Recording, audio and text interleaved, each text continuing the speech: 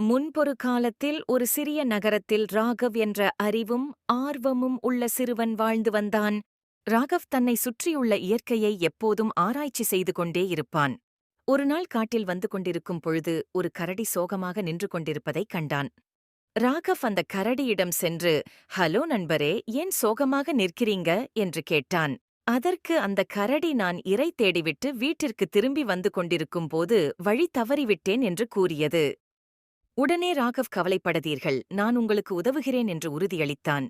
ராகவும் கரடியும் கைகோர்த்து பயணம் செய்தார்கள். பாறைகள் நிறைந்த குன்றுகளை கடந்து சென்றனர்.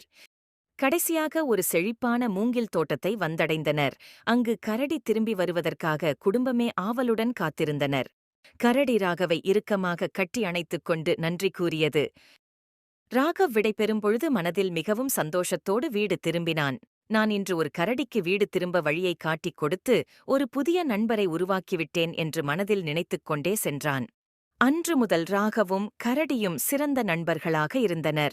இருவரும் சேர்ந்து இயற்கையை ஆராய்ச்சி செய்யத் தொடங்கினர். நல்ல நண்பர்களாக மகிழ்ச்சியாக வாழ்ந்தனர்.